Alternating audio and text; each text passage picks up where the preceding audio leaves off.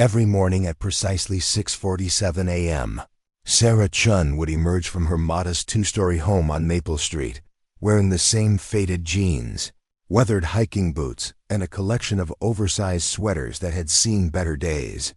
To her neighbors, in the quiet suburban enclave of Millbrook, Connecticut, she was simply the friendly dog walker who had moved in 3 years ago. The woman who always had a smile, always had time to chat about the weather, and somehow managed to handle even the most unruly dogs with an almost supernatural calm.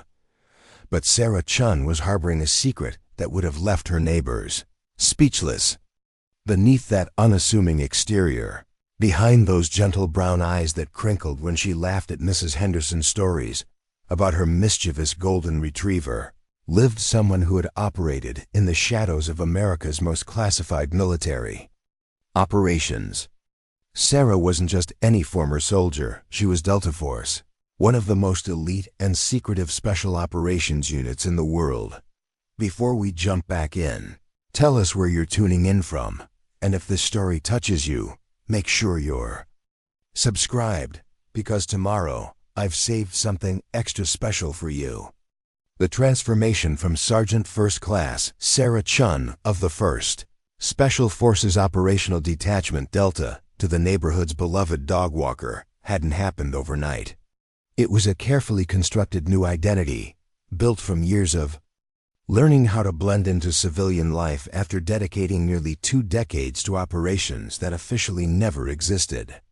Every morning routine, every casual conversation, every seemingly spontaneous interaction had been unconsciously informed by skills that had once meant the difference between life and death in places whose names appeared on no public mission reports. Sarah's journey into the world of elite special operations had begun in an unlikely place, a small farming town in Iowa where she grew up as the daughter of immigrants who had fled political persecution in their homeland. Her parents, who had arrived in America with nothing but fierce determination and an unshakable belief in the American dream, had instilled in their daughter a deep sense of duty and an almost obsessive attention to detail. These traits, combined with Sarah's natural athleticism and an intellect that had earned her a full scholarship to West Point, would eventually catch the attention of military recruiters, looking for a very specific type of individual. The road to Delta Force selection is notoriously brutal, with failure rates that hover around 90%. For Sarah, the journey had meant enduring months of psychological and physical trials that pushed candidates beyond what most people could imagine. Sleep deprivation that lasted for days, navigation exercises through hostile terrain with minimal equipment, and scenarios designed to test not just physical capabilities, but mental resilience under extreme stress. But perhaps the most challenging aspect of Delta Force training wasn't the physical demands. It was learning to become invisible in plain sight, to move through the world as someone completely different from who you really were. This skill of invisibility, of blending seamlessly into any environment, had served Sarah well during her operational years. She had walked through crowded markets in Middle Eastern cities, sat in coffee shops in European capitals, and attended social gatherings in locations that can't be named, all while gathering intelligence or preparing for operations that would never appear in history books. The ability to become unremarkable, to be the person that people's eyes would slide past without really seeing, had been refined into an art form during her years of active service. Now, in the peaceful suburbia of Millbrook, these same skills were being employed for an entirely different purpose. Sarah had become the perfect neighbor precisely because she understood how to read people, how to give them exactly what they expected to see. To Mrs. Peterson, she was the patient listener who had time for long stories about grandchildren. To the Williams family, she was the reliable professional who could handle their energetic German shepherd when they traveled for work. To the teenagers on the corner, who sometimes looked like they might be heading toward trouble, she was the cool adult who would nod respectfully and never make them feel judged, but maintaining this carefully constructed civilian identity required constant vigilance. Every morning, as Sarah prepared for another day of walking dogs through tree-lined streets, she went through mental exercises that had once been second nature during operational briefings. Situational awareness remained sharp. She knew which cars belonged in the neighborhood and which didn't, which daily routines had changed and why, and which neighbors were dealing with personal struggles that might affect their behavior. This wasn't paranoia. It was professional habit that had become as natural as breathing.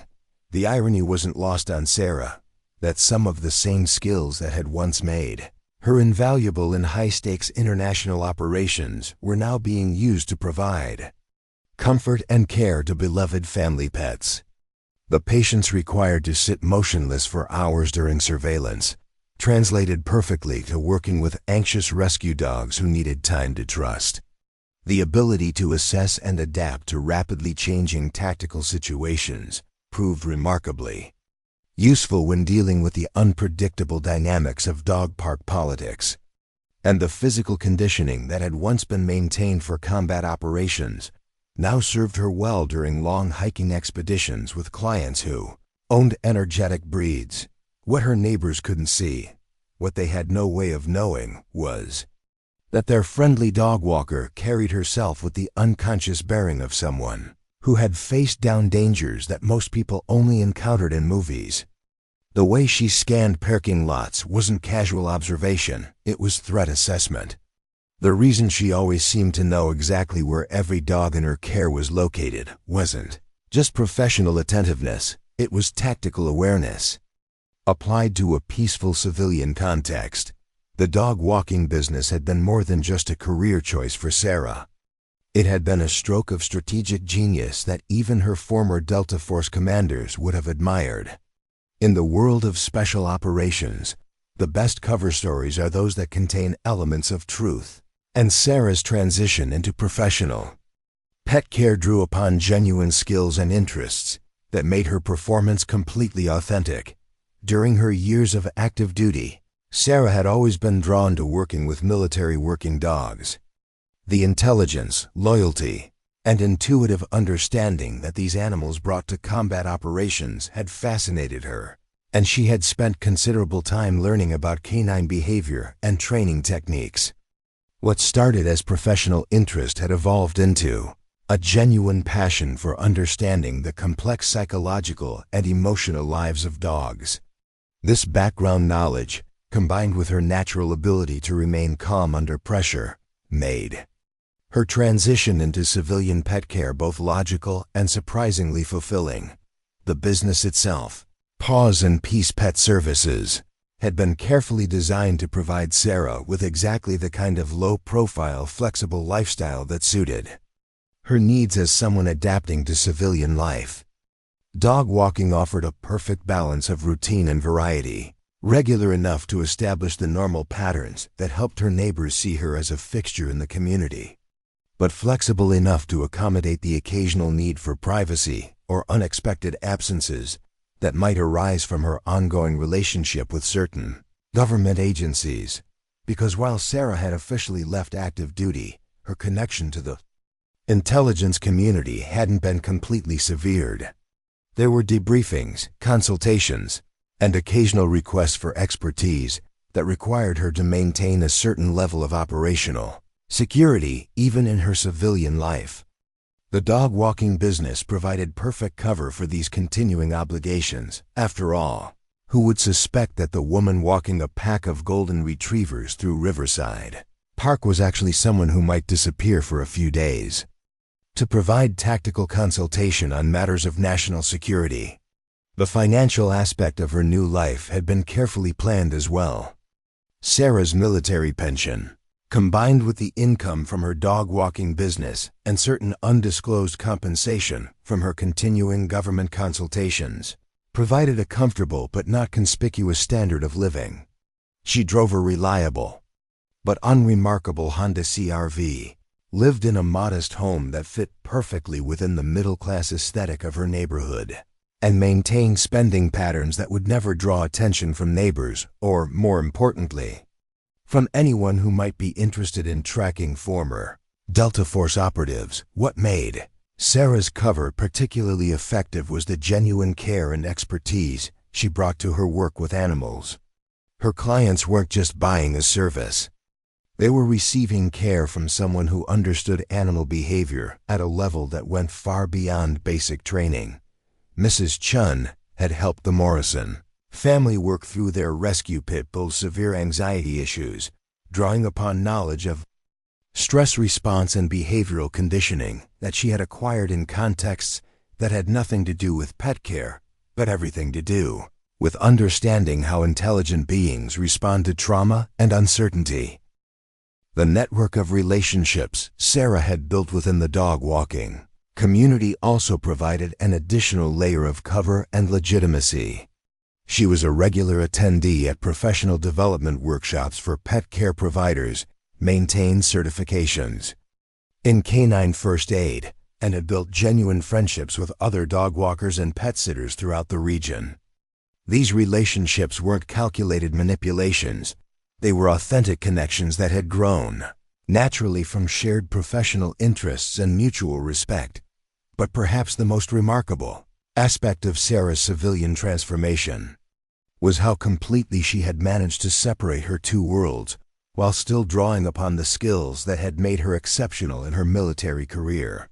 The physical conditioning that had once been maintained for combat readiness was now sustained through long hiking expeditions with client dogs who needed extensive exercise. The situational awareness that had once been a matter of life and death was now applied to ensuring the safety of animals in her care, watching for potential hazards like aggressive dogs, dangerous traffic situations, or environmental threats that might harm her. Charges at the patience and emotional discipline that had been essential during long surveillance operations translated perfectly to working with difficult or traumatized animals. Sarah could sit quietly with a fearful rescue dog for as long as necessary, never showing frustration or impatience, understanding that trust and comfort couldn't be rushed. These skills, which had once been applied in contexts involving international security and covert operations, were now being used to help beloved family pets overcome behavioral challenges and live happier, more balanced lives. Her neighbors had no idea that the woman who always seemed to have time for their stories, who never appeared rushed or stressed even when managing multiple dogs with different needs and personalities, had once operated under conditions where split-second decisions could determine the success or failure of missions critical to national security. The same mental discipline that had allowed her to remain focused and effective during high-stress operations now helped her maintain the patience and attention necessary to provide exceptional care for animals who depended on her completely. Transformation had been so complete, so thoroughly authentic, that even Sarah sometimes found herself surprised by how naturally she had settled into this new identity. The woman who had once moved through hostile territory with weapons and tactical equipment now spent her days equipped with waste bags, treats, and an endless supply of patience for four-legged companions who offered unconditional affection without any knowledge of her past accomplishments or the secrets she carried. For 3 years, Sarah's carefully constructed civilian life had proceeded without incident. Her daily routines had become as predictable as clockwork: morning walks with the regular clients, afternoon visits with senior dogs who needed medication or special care, evening group walks in the local park where dog owners gathered to socialize while their pets played. To anyone observing her life, Sarah Chen appeared to be exactly what she claimed to be: a dedicated professional who had found her calling in caring for animals, but maintaining a false identity, even one built on genuine skills and interests, requires constant attention to detail. And sometimes, despite the most careful planning and preparation, the past has a way of asserting itself at the most unexpected moments. The first crack in Sarah's facade appeared on a Tuesday morning in late September, during what should have been a routine walk with one of her favorite clients, an elderly beagle named Chester who belonged to retired Professor Dr. Marcus Webb. They were following their usual route through Millbrook's historic district when Sarah noticed something that immediately triggered every alarm bell in her highly trained consciousness. A man in a dark sedan had been following them for the past 4 blocks, maintaining just enough distance to avoid being obvious to a casual observer, but not nearly enough to escape the notice of someone with Sarah's background.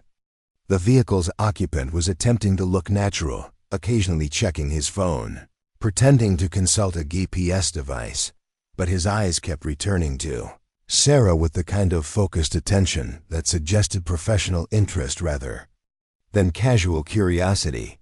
Sarah's response was immediate and instinctive. Without changing her outward demeanor or pace, she began implementing evasive maneuvers that would have been familiar to anyone with training in counter-surveillance. She guided Chester through a series of seemingly random route changes, stopping to examine an interesting garden here, pausing to let the dog investigate a particularly fascinating scent there, all while systematically confirming whether their tail would adjust his position to maintain visual contact. The confirmation came quickly. The sedan's driver was definitely tracking their movements, and he was doing so with a level of skill that suggested professional training. This wasn't some random individual with casual interest in the neighborhood dog walker. This was someone with a specific agenda and the expertise to pursue it effectively. For the first time in 3 years, Sarah felt the familiar rush of adrenaline that had once been a constant companion during her operational years. Every sense became heightened, every perception sharpened to razor focus. The peaceful suburban morning suddenly transformed into a tactical situation that required immediate assessment and response. But the most challenging aspect of the situation wasn't the potential threat itself. It was the need to handle it without breaking character or endangering Chester, who continued to trot along happily, completely unaware that his morning walk had suddenly become something far more complicated. Sarah's mind raced through possibilities. Had someone from her past tracked her down? Was this related to one of her recent consultations with government agencies? Or was this something entirely unrelated? Perhaps a case of mistaken identity or an investigation into someone else in the neighborhood. Without more information, she couldn't determine the level of threat or the appropriate response. What she could do was continue to behave exactly as Sarah Chen, professional dog walker, would behave while simultaneously gathering more intelligence about her shadow.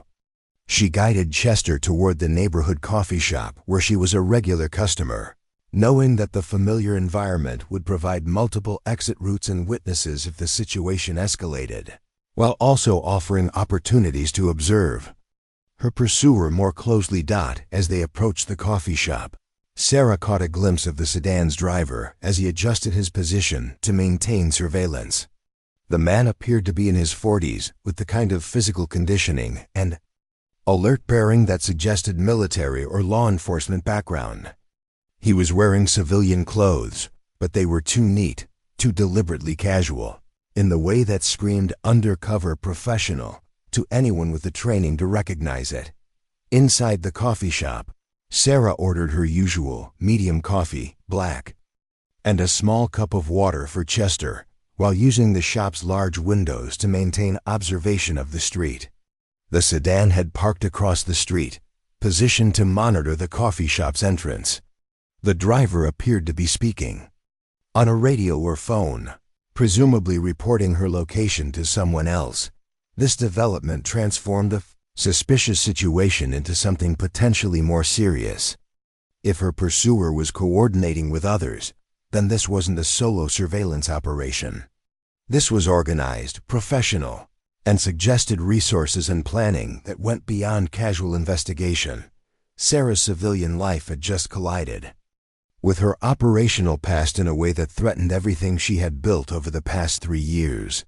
The comfortable anonymity she had worked so hard to establish was potentially compromised, and the peaceful existence she had created for herself was suddenly at risk. But perhaps more concerning was the realization that her neighbors, her clients, and their beloved pets might now be Drawn into a situation that could have consequences none of them were prepared to handle. As she sipped her coffee and scratched Chester behind the ears, Sarah began formulating responses to various scenarios while maintaining the appearance of someone enjoying a routine break during a morning dog walk. The skills that had once made her invaluable to Delta Force were awakening from their civilian dormancy, and the woman who had spent 3 years perfecting the art of being unremarkable was preparing to become someone very different indeed. Sarah finished her coffee with deliberate slowness, her mind working through tactical scenarios while maintaining the relaxed posture of someone enjoying a pleasant morning break. Chester lay contentedly at her feet, occasionally looking up with the trusting eyes that had become such a source of comfort during her civilian years. But comfort was a luxury she could no longer afford. Through the coffee shop window, she could see that the sedan had been joined by a second vehicle, a nondescript white van, that had positioned itself at the opposite end of the block. The coordination was professional, creating a surveillance box that would make it difficult for her to leave the area without being tracked. Whoever was running this operation had resources and training, and they were treating her as a high-value target. The implications were staggering. For 3 years, Sarah had lived under the assumption that her transition to civilian life had been clean, that her new identity was secure, and that her past would remain buried in classified files that only a handful of people could access. The presence of a coordinated surveillance team suggested that assumption had been dangerously naive. Sarah's phone buzzed with a text from her next client, Mrs. Rodriguez, confirming their 11 a.m. appointment with Bella, an energetic border collie who required extensive exercise. The normalcy of the message felt surreal given her current circumstances, but it also provided an opportunity.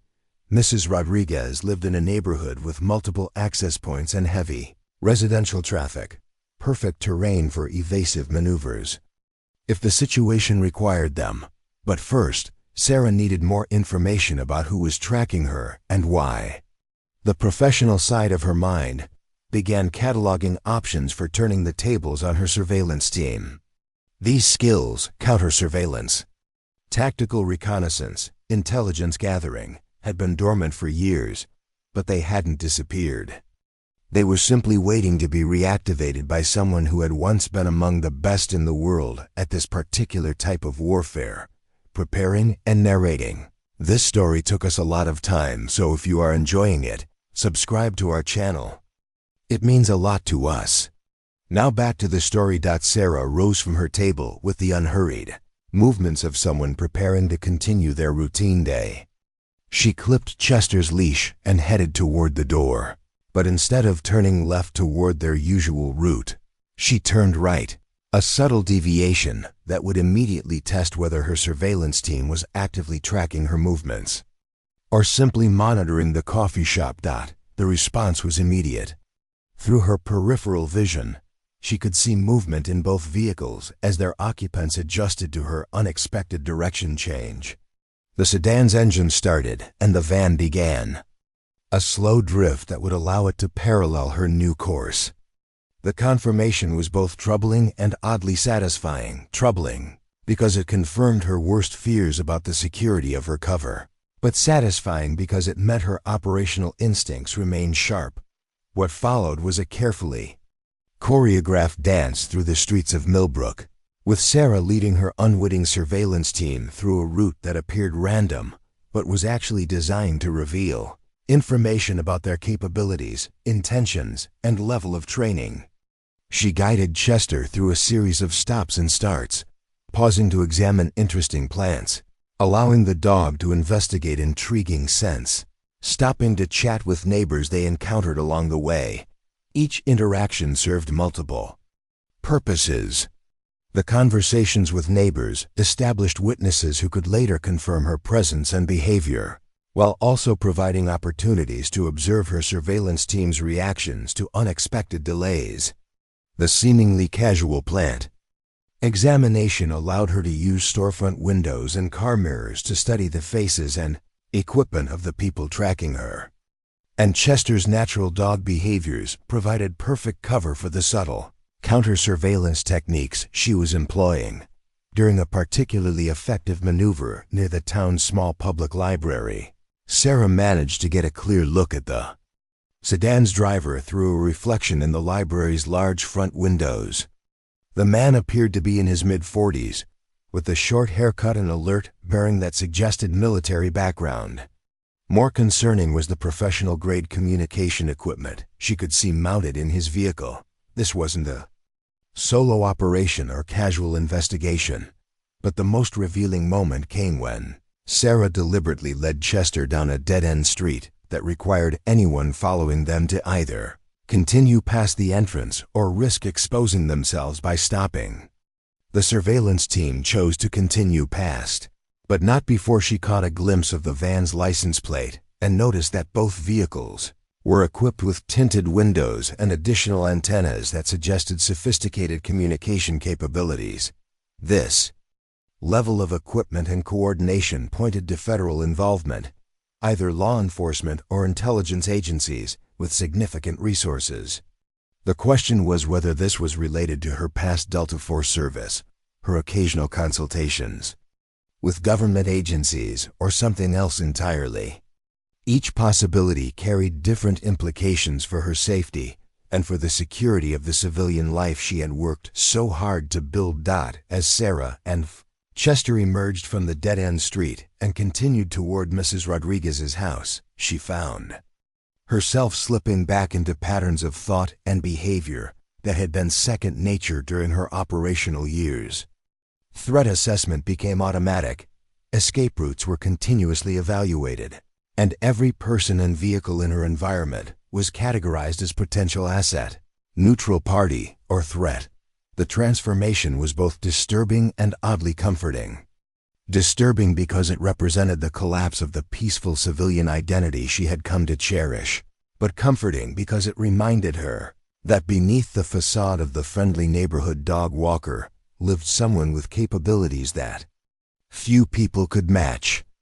If someone was hunting Sarah Chen, the dog walker, they were about to discover that they were actually dealing with someone far more dangerous than they had anticipated. By the time Sarah reached Mrs. Rodriguez's house, her mind had fully shifted into what her Delta Force trainers had called operational mindset, a state of heightened awareness and tactical thinking that transformed every aspect of how she perceived and interacted with her environment. The comfortable rhythms of civilian life were rapidly being replaced by the precise mental discipline that had once made her one of the military's most effective special operations personnel. Mrs. Rodriguez, a cheerful woman in her 60s who worked from home as a freelance graphic designer, greeted Sarah at the door with her usual enthusiasm. Bella, the border collie, immediately began the excited spinning and jumping that characterized her greetings, completely oblivious to the tension that Sarah was carefully concealing. To Mrs. Rodriguez, this was just another routine appointment with the dependable dog walker who had become like family over the past 2 years. "Sarah, you're right on time as always," Mrs. Rodriguez said, handing over Bella's leash and a small bag of treats. "She's been looking forward to this all morning. I swear she knows when Tuesday comes around." Sarah accepted the leash with her characteristic smile, but her eyes were already scanning the street behind Mrs. Rodriguez for signs of the surveillance team. The sedan had positioned itself 3 blocks away, just visible enough to maintain line of sight, but far enough to avoid drawing attention from residents. The van had disappeared entirely, which was more concerning than comforting. It suggested they had multiple teams or were coordinating with assets she hadn't yet identified. "She's always a pleasure to walk," Sarah replied, scratching Bella behind the ears while simultaneously cataloging the tactical advantages of Mrs. Rodriguez's neighborhood. Multiple exit routes, heavy tree cover that would interfere with long-distance surveillance, and several construction sites that would provide cover and concealment if the situation escalated. "We'll do the usual route through Riverside Park unless you need us back earlier today." The routine exchange felt surreal against the backdrop of what Sarah now understood to be a major compromise of her operational security. Every word, every gesture had to maintain the facade of normalcy while her mind worked through contingency plans that might soon become necessary. The cognitive dissonance was intense. Part of her brain focused on the familiar comfort of interacting with Bella and Mrs. Rodriguez, while another part calculated fields of fire, escape routes, and the tactical implications of being tracked by unknown adversaries. As they set off toward Riverside Park, Sarah found herself unconsciously falling back into movement, patterns that had been drilled into her during years of special operations training. Her pace became more varied, incorporating unexpected stops and direction changes that would make it difficult for surveillance teams to predict her route. She used reflective surfaces, car windows, storefront glass, even puddles from the previous night's rain, to maintain awareness of anyone following them while appearing to focus entirely on Bella's enthusiastic exploration of the neighborhood. The park itself presented both opportunities and risks. The open spaces would make concealment difficult for surveillance teams, but they would also make Sarah and Bella more vulnerable if the situation turned hostile. The walking trails offered multiple route options and numerous points where she could test whether her followers would adjust their positions to maintain contact. Most importantly, the park's regular population of dog walkers, joggers, and families would provide both witnesses and potential complications if events took an unexpected turn. Sarah's phone buzzed with a text message that immediately triggered every alarm in her highly trained consciousness. The message was from a number she didn't recognize, but the content made her blood run cold. "Nice to see you're staying active, Sergeant First Class Chun. We should talk." The use of her former military rank was like a punch to the gut. Whoever was tracking her not only knew about her civilian identity, but also had access to classified information about her military service. This wasn't random surveillance or mistaken identity. This was someone with detailed knowledge of her operational history and current circumstances. Sarah's first instinct was to immediately begin evasive maneuvers, but the presence of Bella complicated everything. The border collie was completely dependent on her for safety, and any sudden change in behavior might not only endanger the animal but also alert the surveillance team that their presence had been detected. The dog walker, who had spent 3 years building a reputation for reliability and care, couldn't simply abandon her responsibilities, even when faced with a potentially serious threat. Instead, Sarah forced herself to maintain the appearance of someone enjoying a routine walk while her mind raced through the implications of the message. The timing suggested that her surveillance team was confident enough in their position to initiate contact, which meant they either had additional assets in place or were operating under assumptions about her current capabilities that might prove to be dangerously incorrect. The reference to her military rank also raised disturbing questions about how much they knew and what they wanted. Former Delta Force operatives were typically left alone after leaving service, protected by a combination of official policies and the practical understanding that people with their training and experience were best left undisturbed. The fact that someone was actively pursuing her suggested either a significant change in policy or circumstances that went beyond normal post-service protocols. As Bella happily chased a tennis ball that Sarah had thrown near the park's central fountain, she typed a careful response to the mysterious message. "I think you have me confused with someone else. I'm just a dog walker." The response was designed to maintain her cover while also probing for more information about what these people knew and wanted. The reply came almost immediately. "Delta Force doesn't forget its own, Sarah. Neither do the people who have been looking for you. Riverside Park, north entrance, 1 hour. Come alone and bring the dog. It will look more natural." The next hour passed with excruciating slowness as Sarah maintained her normal routine while preparing for what could be the most dangerous encounter of her civilian life. She completed Bella's walk through the park, returned the border collie to Mrs. Rodriguez with her usual professionalism, and then spent the remaining time conducting reconnaissance of the north entrance to Riverside Park, where the mysterious contact had requested their meeting. The location choice revealed sophisticated planning. The north entrance was the most public access point to the park, surrounded by busy streets and commercial establishments that would provide plenty of witnesses, but also multiple escape routes. It was exactly the kind of location that someone with professional training would choose for a potentially hostile encounter, public enough to discourage violence, but complex enough to offer tactical options if the situation deteriorated. Sarah arrived at the designated meeting point 15 minutes early, accompanied by Chester, who had become her unwitting partner in this dangerous game. The elderly beagle's presence served multiple purposes.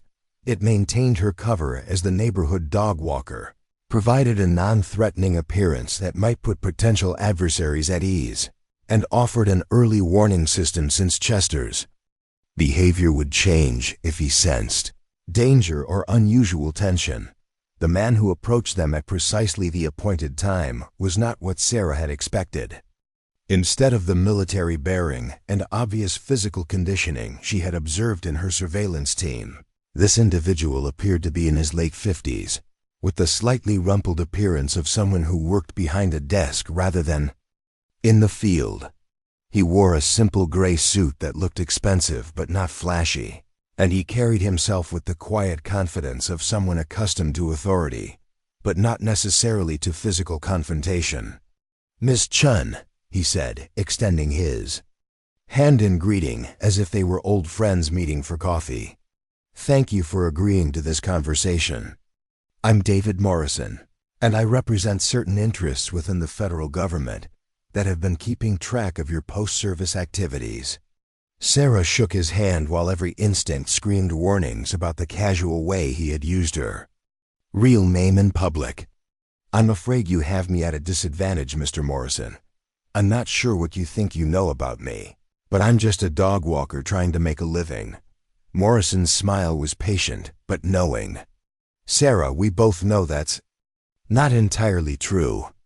Your service record with the 1st Special Forces Operational Detachment Delta is quite impressive, and your transition to civilian life has been remarkably smooth.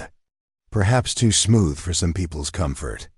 The confirmation that he had access to her classified military records sent a chill down Sarah's spine.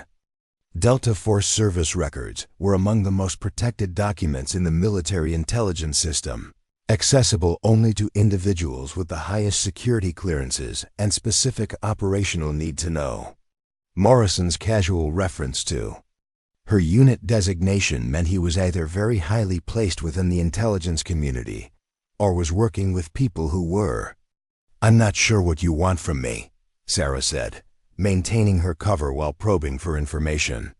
"I left military service 3 years ago, and I've been completely transparent about my background with all the appropriate agencies." Morrison nodded as if he had expected this response. "You have indeed been cooperative with your debriefings and consultations. That's not the issue. The issue is that certain events have occurred that require us to reactivate assets with your particular skill set, and your civilian cover makes you an ideal candidate for an operation that requires someone who can move through normal society without drawing attention." The word reactivate hit Sarah like a physical blow. One of the implicit promises of leaving Delta Force service was that former operatives would be left alone to build civilian lives, free from the demands and dangers of their previous careers. The suggestion that she might be recalled to active duty, even temporarily, threatened everything she had worked to build over the past 3 years. "I'm not interested in returning to that life," Sarah said firmly. "I've built something here, something that matters to me. I have clients who depend on me, relationships that I value, and I'm not willing to give that up." Morrison's expression remained sympathetic but implacable. "I understand your position, Sarah, and I genuinely respect what you've accomplished here. But I'm afraid the situation has moved beyond the realm of voluntary participation. There are people who pose a significant threat to national security, and you're one of the few individuals with the specific combination of skills and background necessary to address this threat effectively." The implication was clear. This wasn't a request, it was an order disguised as a conversation. The comfortable fiction that Sarah's past was safely buried in classified files was crumbling, and the peaceful civilian life she had built was being held hostage by people who viewed her not as a person with rights and choices, but as an asset to be deployed as circumstances required. Chester, who had been sitting patiently throughout this exchange, suddenly raised his head and began looking around with the alertness that dogs display when they sense their human's emotional distress. The beagle's reaction served as a reminder of all the innocent lives that had become entangled with Sarah's carefully constructed civilian identity. Not just Chester, but all the dogs she cared for, all the clients who trusted her, all the neighbors who had welcomed her into their community. "What exactly are you asking me to do?" Sarah asked, her voice carrying the resignation of someone who understood that her options were rapidly disappearing. Morrison's smile was genuinely apologetic. "We need you to become someone else entirely. And we need you to do it very quickly." Morrison reached into his jacket pocket and withdrew a tablet device, its screen displaying what appeared to be surveillance photographs and intelligence reports. "Before you make any decisions, I need you to understand the scope of what we're dealing with," he said, angling the screen so Sarah could see the images while maintaining awareness of their public surroundings. The photographs showed a series of locations that Sarah recognized immediately: government buildings, military installations, and diplomatic facilities that represented some of America's most sensitive security assets. But these weren't tourist snapshots or publicly available images. These were detailed surveillance photographs taken from positions that would have required extensive planning, sophisticated equipment, and intimate knowledge of security protocols. 3 weeks ago, we intercepted communications indicating that a foreign intelligence service has successfully infiltrated several high-value targets. Morrison continued, his voice low but urgent. The level of access they've achieved suggests inside assistance from someone with extensive knowledge of our security procedures and operational methods. Sarah studied the images with the trained eye of someone who had spent years conducting similar reconnaissance operations. The photographs showed security vulnerabilities that weren't visible to casual observers, blind spots in camera coverage, gaps in patrol patterns, access points that appeared secure but could be exploited by someone with the right knowledge and equipment. Whoever had taken these pictures understood American security protocols from the inside out. "The concerning part," Morrison said, swiping to a new set of images, "is that the intelligence service behind this operation has been specifically recruiting former American Special Operations personnel. People with Delta Force training, people who understand our methods well enough to circumvent them effectively." The new images showed faces that Sarah didn't recognize, but the bearing and physical conditioning were unmistakable. These were former military personnel, people who had once sworn the same oaths and undergone the same training that had shaped her own career. The realization that former American soldiers were potentially working against their home country was both shocking and deeply personal. "We believe the recruitment process involves a combination of financial incentives and sophisticated psychological manipulation," Morrison explained. "These individuals may not even realize they're working against American interests. The operation appears to be structured in cells, with each participant knowing only their specific role without understanding the larger objective." Sarah's mind was racing through the implications. If foreign agents were successfully recruiting former Delta Force operatives, then everyone who had served in elite units was potentially at risk. The skills that made these individuals valuable to American security also made them incredibly dangerous if turned against their home country. "What does this have to do with me specifically?" Sarah asked, though she was beginning to suspect the answer. Morrison's expression grew more serious. "We have reason to believe that you're being targeted for recruitment. The surveillance you detected this morning wasn't from our people. It was from the Foreign Intelligence Service, attempting to evaluate your current circumstances and psychological vulnerabilities. They've been watching you for weeks, gathering information about your civilian life, your relationships, your daily routines." The revelation hit Sarah like a physical blow. The surveillance team she had detected wasn't from the American government seeking to reactivate her. It was from foreign agents attempting to recruit her for operations against her own country. The comfortable civilian life she had built wasn't just being threatened by her own government's demands. It was actively being targeted by hostile foreign intelligence services. "The good news," Morrison continued, "is that their surveillance gave us the opportunity to identify and track their operation.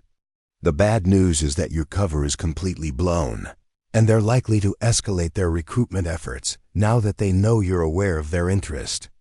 Chester had begun showing signs of restlessness, tugging gently at his leash and looking around with the alertness that dogs display when they sense their human's emotional distress. Sarah unconsciously tightened her grip on the leash, drawing comfort from the animal's presence while her world shifted around her once again. "So what are you proposing?" Sarah asked, her voice steady despite the turmoil in her mind. "We want you to let them recruit you," Morrison said simply. "We want you to appear vulnerable to their approach while actually serving as a double agent, feeding them false information while gathering intelligence about their operation." The audacity of the proposal was staggering. Morrison was asking her to voluntarily enter into one of the most dangerous situations imaginable, pretending to betray her country while actually working to protect it, surrounded by people who would kill her without hesitation if they discovered her true loyalties. "This is insane," Sarah said. "You're asking me to risk everything I've built here, to put myself in mortal danger, to potentially compromise innocent people who have become part of my life." Morrison nodded sympathetically. "I understand your concerns, Sarah, and they're entirely valid, but I need you to consider the alternative. If we don't infiltrate this operation, if we don't understand how they're recruiting our people and what they're planning, then the damage to American security could be catastrophic. And if they successfully recruit you without our knowledge, then you become part of the threat whether you want to or not." The impossible choice was becoming clear. Sarah could refuse Morrison's request and try to continue her civilian life, knowing that foreign agents would continue pursuing her, and that her refusal might force her to relocate and rebuild her identity once again.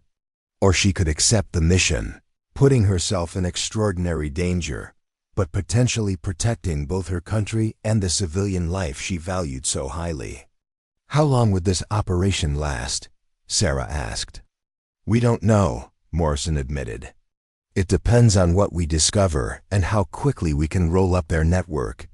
It could be weeks or it could be months." Sarah looked down at Chester, who had settled beside her feet with the patient loyalty that had made him such a comfort during her transition to civilian life. The idea of putting this innocent animal and all the other dogs and people who had become part of her world at risk because of her past was almost unbearable. But the alternative, allowing foreign agents to continue recruiting former American special operations personnel for unknown but certainly hostile purposes, was equally unacceptable. The decision that would change everything came to Sarah not as a sudden revelation, but as a gradual recognition of truths she had been avoiding since the moment she first detected the surveillance team.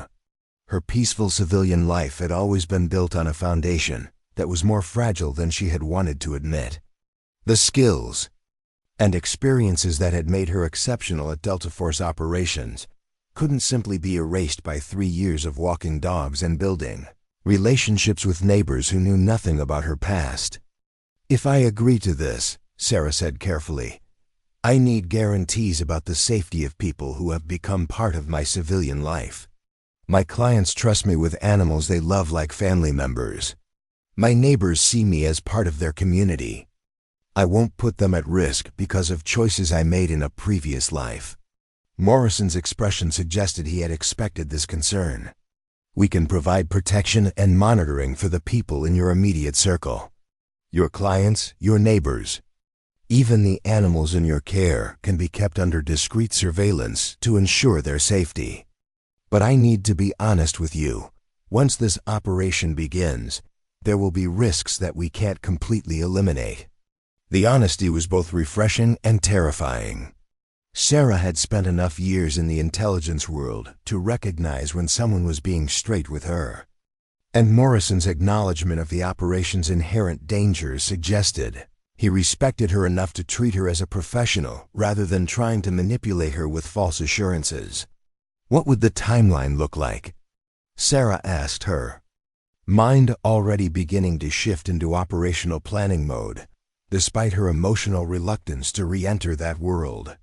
"The Foreign Intelligence Service has been building toward direct contact with you for several weeks," Morrison explained. "Based on their pattern with other recruitment targets, we expect they'll make their initial approach within the next few days. They'll probably start with something that appears completely innocent, a chance encounter, a new client who seems particularly interested in your background, maybe even a social invitation that puts you in contact with someone who claims to have mutual military connections."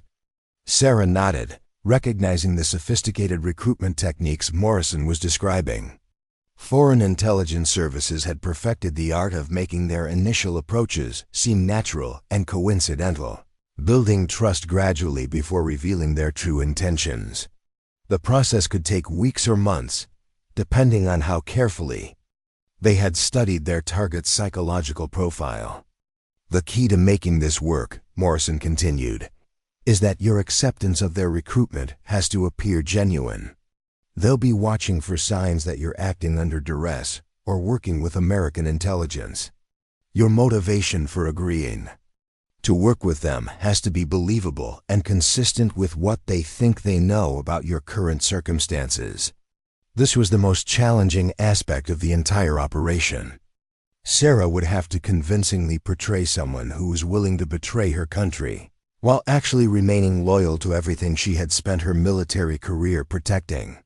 The psychological demands of maintaining such a deep cover for an extended period were enormous, requiring her to essentially become a different person while never forgetting who she really was. "What kind of support structure would I have?" Sarah asked. "Minimal," Morrison admitted. "The more support we provide, the greater the risk of exposure. You'd have emergency communication protocols and extraction procedures, but day to day, you'd be operating largely on your own. That's part of what makes you ideal for this mission. Your years of independent operation during Delta Force service have prepared you for exactly this kind of isolated assignment." The irony wasn't lost on Sarah that the very skills and experiences she had been trying to leave behind were now being cited as reasons why she was uniquely qualified for a mission that would completely destroy the civilian life she had worked so hard to build. The woman who had spent 3 years perfecting the art of being unremarkable was being asked to become someone extraordinary once again. "I need time to think about this," Sarah said, though they both knew that time was a luxury she didn't really have. Morrison checked his watch with the unconscious gesture of someone operating under tight deadlines. "I can give you 24 hours. After that, we'll have to assume the Foreign Intelligence Service will make their move regardless of whether we're prepared for it." The conversation ended with an exchange of secure communication protocols and emergency contact procedures that felt surreal against the backdrop of the peaceful park setting. To any observer, they appeared to be two people having a casual conversation while a well-behaved dog waited patiently for his walk to continue. The normalcy of the scene belied the magnitude of what they had just discussed. As Morrison walked away, disappearing into the crowd of park visitors with the practiced invisibility of someone trained in covert operations, Sarah found herself alone with Chester and a decision that would determine the trajectory of her life for months or possibly years to come. The elderly beagle looked up at her with the trusting eyes that had become such a source of comfort during her civilian years, completely unaware that his human was contemplating a return to a world where trust was a liability and comfort was a luxury that could prove fatal. The walk back to Chester's home passed in a blur of conflicting emotions and racing thoughts. Sarah's mind was simultaneously cataloging the tactical challenges of the proposed operation while mourning the loss of the peaceful civilian identity she had come to cherish. By the time she returned Chester to Dr. Webb and completed her remaining appointments for the day, she had begun the mental transition that would transform her from Sarah Chen, neighborhood dog walker, into someone capable of infiltrating a foreign intelligence operation. The point of no return was approaching rapidly, and Sarah was beginning to accept that her past had finally caught up with her present in ways that would change everything she had built during her years of civilian life. Sarah's acceptance of Morrison's mission came not through a dramatic moment of decision, but through the gradual recognition that she had never really had a choice at all. Her past had been hunting her long before she became aware of the surveillance, and the peaceful civilian life she had built was always going to be temporary. The only real question was whether she would face the inevitable reckoning on her own terms or have it imposed upon her by circumstances beyond her control. The Foreign Intelligence Service made their approach exactly as Morrison had predicted, but with a sophistication that impressed even Sarah's experienced eye. It began with Dr. Marcus Webb, Chester's owner, mentioning during their routine morning encounter that he had met an interesting woman at an academic conference who claimed to have military connections and had expressed interest in meeting other veterans who were successfully transitioning to civilian careers. She seemed particularly interested when I mentioned that Chester's walker was former military, Dr. Webb said with the innocent enthusiasm of someone who had no idea he was being used as an unwitting recruitment tool. "I hope you don't mind that I shared that information." She said she was conducting research on veteran employment outcomes and thought your story might be inspiring for others. Sarah's response was carefully calibrated to appear flattered, but slightly reluctant. "I appreciate the interest, but I'm pretty private about my military background. Most of my clients don't even know I served." "Oh, I completely understand," Dr. Webb replied. But she seemed like such a genuine person. And she mentioned that she was particularly interested in meeting female veterans who had found meaningful civilian careers. She left her card in case you might be interested in having coffee sometime. The card identified the woman as Dr. Elena Vasquez, a professor of sociology at a nearby university who specialized in veteran transition issues. The credentials were completely legitimate. Sarah verified them within hours using resources that most civilians wouldn't have access to. The cover story was perfect precisely because it contained so much truth mixed with the deception. 3 days later, Dr. Vasquez called Sarah directly, her voice warm and professional as she explained her research project and requested a brief interview. The conversation felt completely natural, touching on topics that any researcher in her field would logically explore: the challenges of transitioning from military to civilian life, the difficulties of finding meaningful work that utilized military skills, and the social isolation that many veterans experienced when trying to integrate into civilian communities. "I'm particularly interested in your success with your pet care business," Dr. Vasquez said during their phone conversation. "It's such a creative application of leadership and responsibility skills, and it seems like you've built genuine connections within your community. Would you be willing to meet for coffee so I can learn more about your experience?" Sarah agreed to the meeting while simultaneously beginning the complex psychological preparation necessary to portray someone who might be vulnerable to foreign recruitment. She would need to appear successful enough to be valuable as an asset, but dissatisfied enough to be potentially willing to compromise her loyalty for the right incentives. The coffee meeting took place at a small cafe in the next town over. Far enough from Sarah's usual territory to seem natural for an academic interview, but close enough to her normal routine that the meeting wouldn't appear suspicious to anyone who might be watching. Dr. Vasquez was an attractive woman in her early 40s, with the kind of understated elegance and intellectual confidence that would make her effective at building rapport with recruitment targets. The conversation began exactly as Sarah had expected, with Dr. Vasquez asking thoughtful questions about the transition from military to civilian life, the challenges of finding purpose outside of military service, and the financial realities of building a small business. But gradually, almost imperceptibly, the questions began to probe more sensitive areas. "It must be frustrating sometimes," Dr. Vasquez said during a discussion about the limitations of civilian employment for former special operations personnel, to have capabilities that are so valuable but so rarely utilized in civilian contexts. "Do you ever feel like your skills are being wasted on tasks that don't really challenge you intellectually?" The question was perfectly designed to elicit feelings of resentment or dissatisfaction that could later be exploited for recruitment purposes. Sarah's response was carefully crafted to suggest just enough discontent to seem authentic while not appearing obviously vulnerable to manipulation. "There are definitely moments when I wonder what I might have accomplished if I had stayed in military service," Sarah admitted. "But I've found real satisfaction in the work I'm doing now. There's something to be said for having a peaceful life, where the biggest crisis is a dog who won't cooperate during a walk." Dr. Vasquez nodded sympathetically. "Of course, peace has its own value.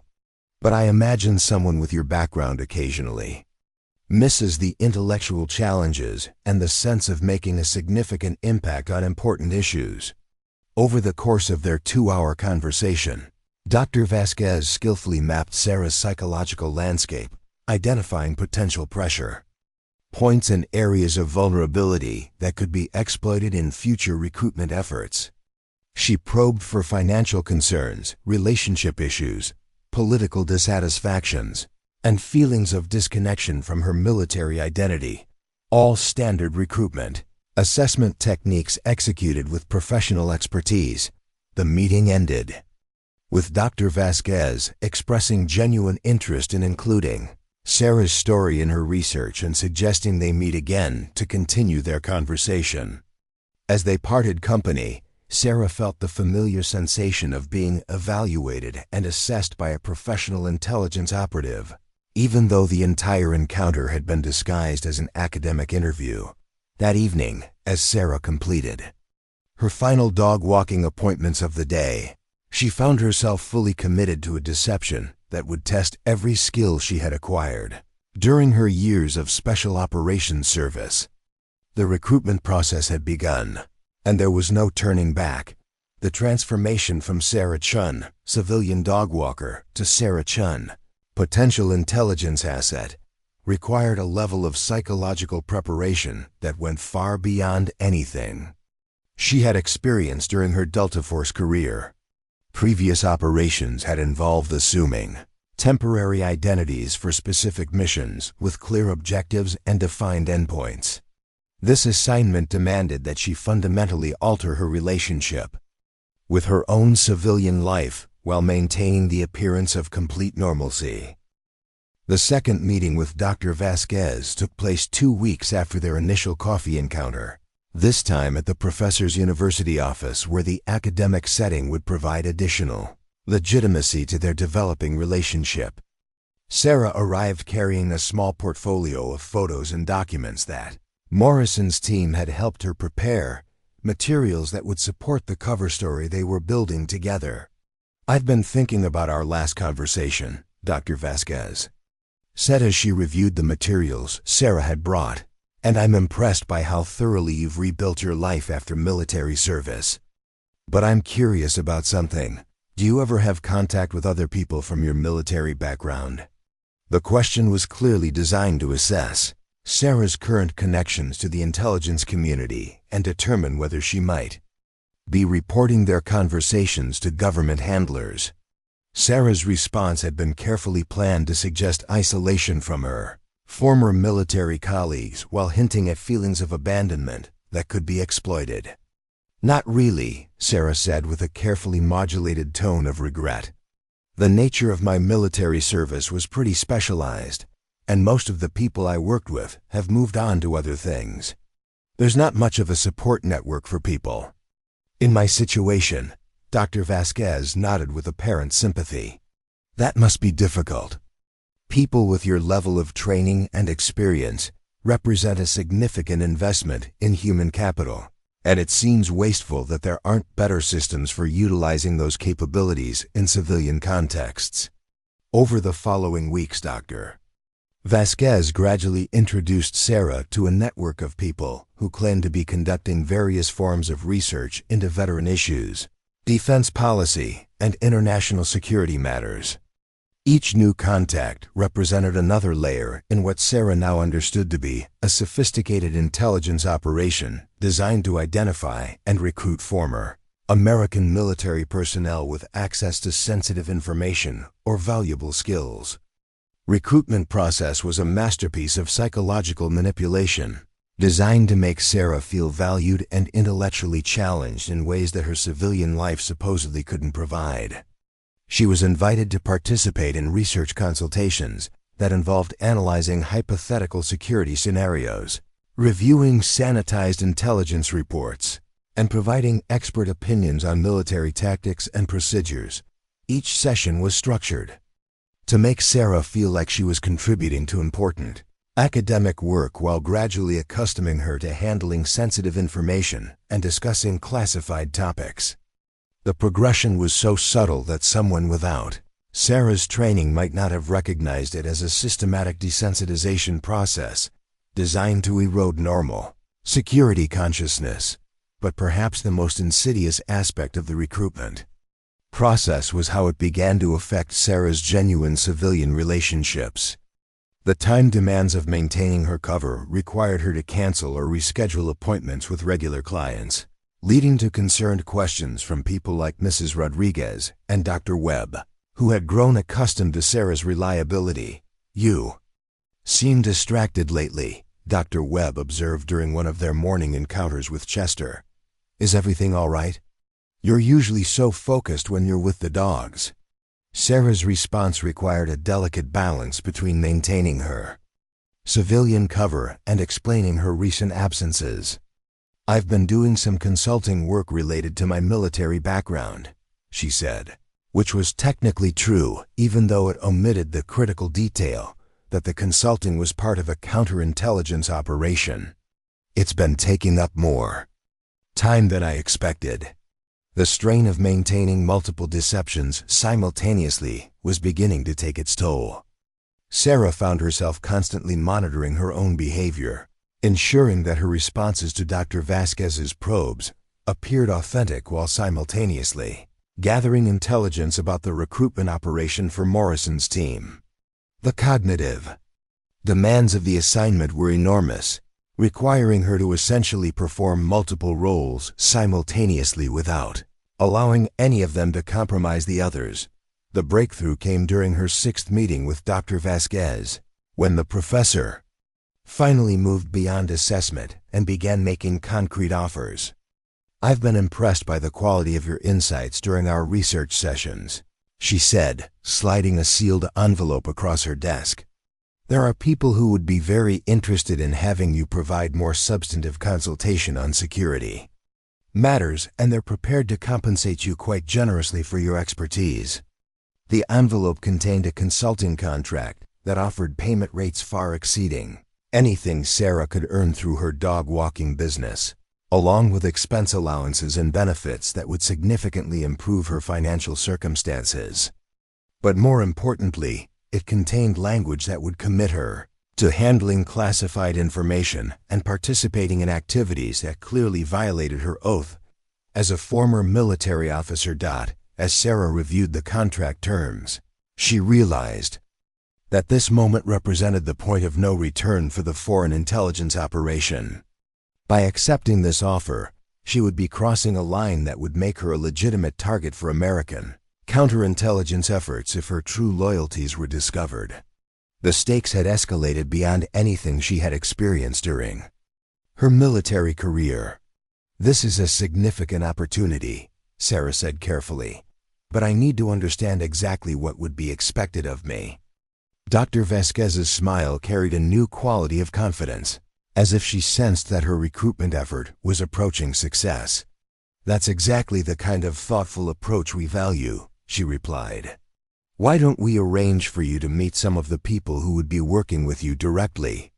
The game was about to become far more dangerous, and Sarah was walking deeper into hostile territory with each step.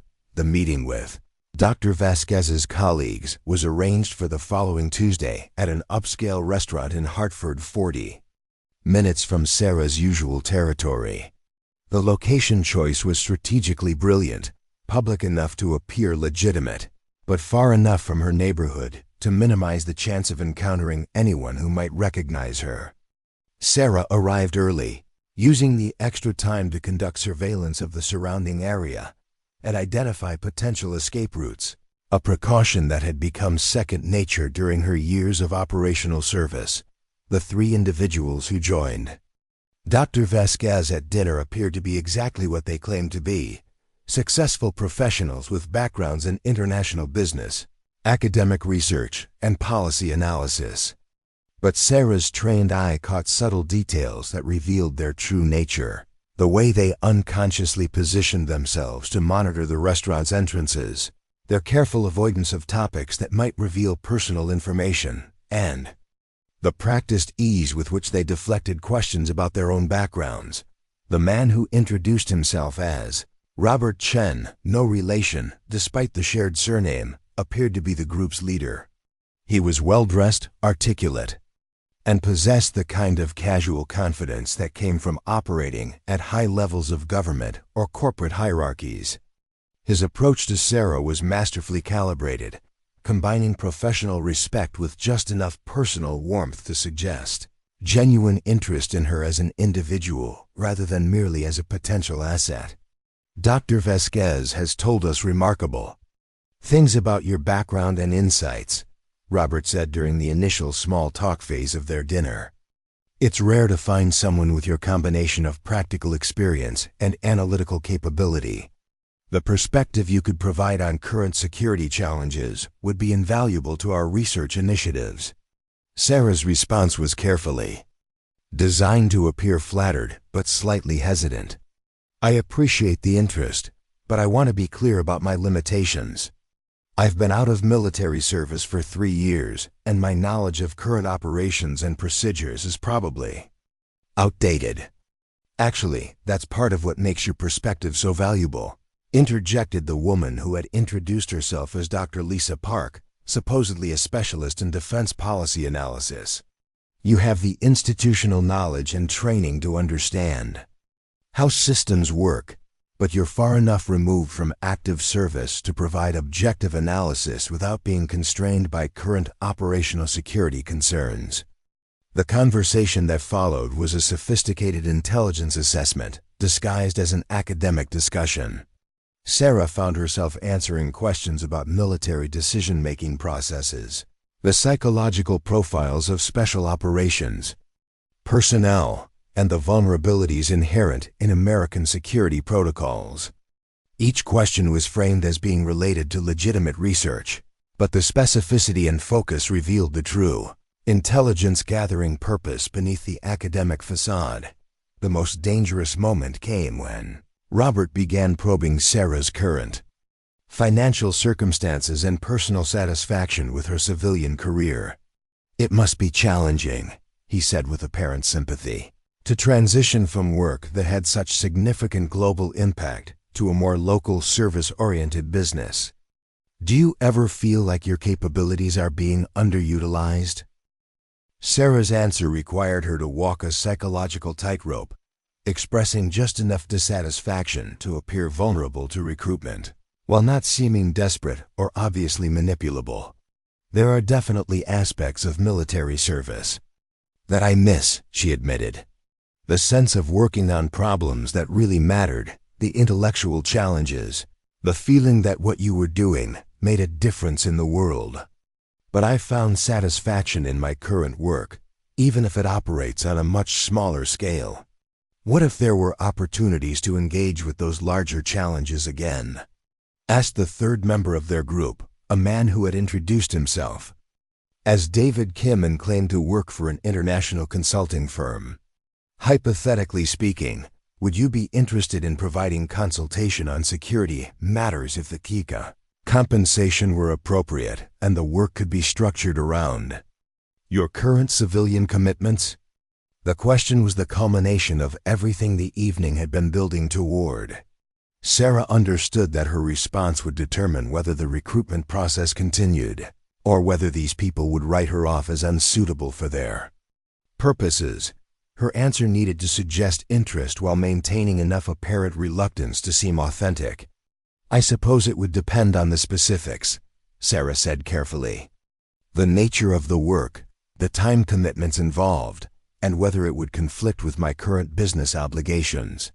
I've worked hard to build something stable here, and I wouldn't want to jeopardize that without understanding exactly what I was getting into." Robert's smile suggested that her response had struck exactly the right note. "Of course, any arrangement would need to respect your current commitments and priorities. We're not looking for someone to abandon their civilian life. Quite the opposite. We value people who have successfully integrated into normal society while maintaining their professional capabilities." The dinner concluded with an exchange of contact information and an agreement to continue their conversations at a future date. As Sarah drove home through the darkened Connecticut countryside, she reflected on the extraordinary skill with which the recruitment operation was being conducted. These weren't crude intelligence operatives attempting to flip American assets through blackmail or coercion. They were sophisticated professionals who understood that the most effective recruitment approach involved making targets feel valued, respected, and essential to important work. But Sarah also understood that she was now deeper into hostile territory than she had ever been during her Delta Force career. Every word she had spoken during dinner had been analyzed for signs of deception, and every future interaction would involve multiple layers of testing and verification. The slightest mistake in maintaining her cover could result in exposure. That would endanger not only her own life but potentially compromise Morrison's entire counterintelligence operation. As she pulled into her driveway and prepared to return to the familiar routines of her civilian life, Sarah knew that the woman who had walked dogs through peaceful suburban neighborhoods was rapidly disappearing, replaced by someone who would need to navigate the most dangerous assignment of her career while maintaining the appearance of someone who had left that world behind forever. Living as a double agent while maintaining a civilian cover required Sarah to master a level of compartmentalization that went beyond anything she had experienced during her military career. Her days became a carefully choreographed performance, where every interaction served multiple purposes and every moment required constant vigilance to ensure that her various identities remained separate and convincing. The morning routine that had once been a source of peaceful stability now became a complex operational security challenge. As Sarah walked Chester through the familiar streets of her neighborhood, she found herself conducting counter-surveillance while appearing to focus entirely on the elderly beagle's needs. Every neighbor she encountered, every vehicle that passed, every deviation from normal patterns had to be evaluated as either innocent coincidence or potential threat. Mrs. Rodriguez noticed the change first during what should have been a routine appointment with Bella. "You seem different lately," the older woman observed as Sarah prepared to take the border collie for their usual walk. "More alert, I guess. Like you're listening for something the rest of us can't hear." Sarah's response required careful calibration. To address Mrs. Rodriguez's concern without revealing the dangerous reality of her current circumstances. "I've been taking on some additional consulting work," she explained, which was technically true even though it omitted the critical detail that the consulting involved infiltrating a foreign intelligence operation. It's required me to be more aware of my surroundings and schedules. The explanation seemed to satisfy Mrs. Rodriguez, but it highlighted one of the most challenging aspects of Sarah's situation: the way her operational necessities were beginning to affect her genuine civilian relationships. The people who had come to depend on her reliability and consistent presence were starting to notice changes in her behavior that she couldn't fully explain without compromising their safety. The foreign intelligence operation continued to develop with the systematic precision that Sarah had come to expect from professional adversaries. Robert Chun contacted her 3 days after their restaurant meeting, suggesting a more private conversation at a location where they could discuss specific opportunities without the potential interruptions of a public setting. The meeting took place at a corporate suite in a Hartford office building, complete with conference room facilities and presentation equipment that gave every appearance of legitimate business operations. Robert was accompanied by 2 new individuals, a woman who introduced herself as Michelle Wong and claimed to represent international business interests, and a man named James Liu, who supposedly worked for a think tank specializing in security policy analysis. "We've been discussing your background with some colleagues who work on classified research projects," Robert began, his tone suggesting that they had moved beyond preliminary assessment into serious operational planning.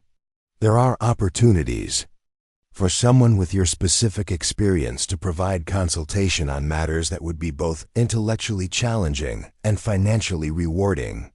The conversation that followed was a masterclass in recruitment technique, designed to make Sarah feel like she was being offered the chance to contribute to important work, while gradually exposing her to increasingly sensitive material.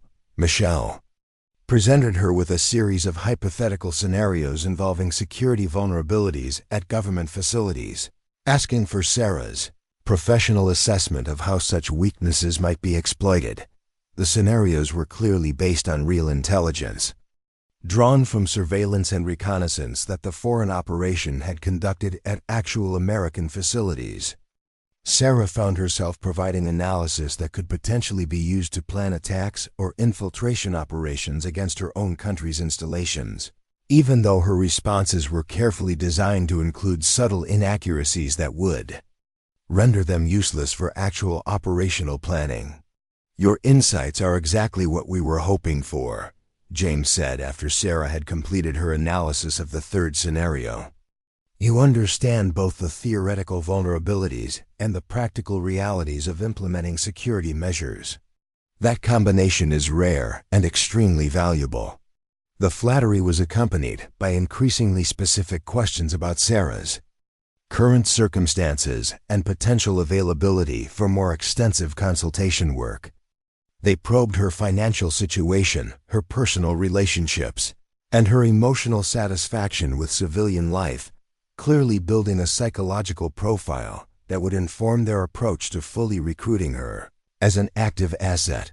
But the most dangerous moment came when Michelle casually mentioned that they had conducted some background research to verify Sarah's credentials and had discovered some interesting gaps in publicly available information about her military service. "It seems like some of your service record is classified at levels that make it difficult to access through normal channels," she observed. "That actually makes you more valuable to us, but it also raises some questions about your current relationship with government agencies." Sarah's response to this probe required her to walk the finest of lines between appearing authentic and avoiding compromising her cover. "Most Delta Force records are heavily classified," she explained, using the truth as the foundation for her deception. "After I left service, I had to sign additional agreements about maintaining operational security, but those were standard procedures for anyone with my background. I don't have any ongoing obligations or contacts with government agencies." The lie was delivered with the practiced ease of someone trained in operational deception, but Sarah understood that her answer would be verified through whatever intelligence channels these people had access to. If Morrison's team hadn't prepared adequate documentation to support her cover story, her entire operation could be compromised within days. The meeting concluded with an offer that represented a major escalation in the recruitment process. Robert presented Sarah with a consulting contract that would provide substantial compensation in exchange for regular analysis of security-related scenarios, along with the possibility of more extensive involvement in unspecified research projects. This would be a trial arrangement, Robert explained, to see how well we work together and whether your expertise matches our needs. If things go well, there could be opportunities for much more significant collaboration in the future. As Sarah reviewed the contract terms, she realized that accepting this offer would commit her to a path that could ultimately lead to active espionage against her own country. The stakes had escalated far beyond simple intelligence gathering, and she was approaching the point where even her handlers might not be able to protect her if something went wrong. The climax of Sarah's double agent operation came not through dramatic confrontation, but through a moment of revelation that transformed everything she thought she understood about her mission. It happened during what was supposed to be a routine meeting with Morrison, conducted in the same riverside park where their collaboration had begun weeks earlier. "We've been monitoring the intelligence your targets have been gathering," Morrison said, his expression more serious than Sarah had ever seen it. "The material they're collecting isn't being used for the kind of foreign intelligence operation we initially suspected. It's being compiled for something much more dangerous." Sarah felt a chill that had nothing to do with the October evening air. "What do you mean?" Morrison hesitated before answering, clearly struggling with how much classified information he could share even with someone who was risking her life for the operation. "The scenarios they've been asking you to analyze, the facility vulnerabilities they've been probing, the personnel information they've been collecting, it's all being used to plan domestic terrorist attacks designed to look like foreign operations." The revelation hit Sarah like a physical blow. The sophisticated recruitment operation she had been infiltrating wasn't a foreign intelligence service seeking to turn American assets. It was a domestic terrorist cell using foreign intelligence techniques to recruit former military personnel for attacks against American targets, with the attacks structured to appear as if they had been conducted by hostile foreign nations. The ultimate goal appears to be triggering a massive escalation in international tensions that would destabilize global security and potentially lead to military conflicts. Morrison continued, "The people behind this operation understand that the most effective way to manipulate American foreign policy is to make it appear that the country is under attack by external enemies." Sarah's mind raced through the implications. Every piece of analysis she had provided, every security vulnerability she had identified, every insight into military procedures she had shared was being compiled into a manual for conducting terrorist attacks that would be blamed on foreign adversaries. The sophistication of the recruitment operation now made perfect sense. It wasn't designed to flip American assets for foreign intelligence services, but to manipulate patriotic former military personnel into unknowingly providing assistance for attacks against their own country. "How long have you known?" Sarah asked, her voice tight with controlled anger. "We began to suspect something was wrong when our international partners reported no increased intelligence activity targeting the kinds of information your recruits were being asked to provide," Morrison admitted. "The final confirmation came when we identified the financial sources backing the operation. It's being funded through a network of domestic extremist organizations with no apparent foreign connections." The betrayal Sarah felt was intensely personal. She had been manipulated not just by the terrorist recruiters, but by her own government handlers who had allowed her to believe she was infiltrating a foreign intelligence operation when the reality was far more complex and dangerous. "What happens now?" Sarah asked. "Now we roll up the entire network," Morrison said. "We have enough evidence to arrest everyone involved, and your undercover work has provided us with intelligence about their methods, that will help us identify and stop similar operations in the future. The raids began that evening, conducted simultaneously across multiple states to prevent any of the terrorist cell members from escaping or destroying evidence. Sarah watched from her living room window as unmarked federal vehicles surrounded Dr. Vasquez's house 3 blocks away, ending the academic's career as a terrorist recruiter with the systematic precision of a well-planned law enforcement operation. The aftermath required weeks of debriefings, testimony, and the complex process of transitioning back to civilian life after an undercover operation that had challenged every aspect of Sarah's identity. The terrorist cell had been completely dismantled, their plans for domestic attacks thwarted, and their sophisticated recruitment methods exposed and analyzed for future counterintelligence applications. But perhaps the most significant outcome was the way the operation had affected Sarah's relationship with her civilian life. The experience of living as a double agent had reminded her that the skills and experiences that made her exceptional at special operations work couldn't simply be abandoned or ignored. They were part of who she was, and denying them meant denying an essential aspect of her identity. Sarah's solution was to transform her dog-walking business into something that honored both aspects of her nature.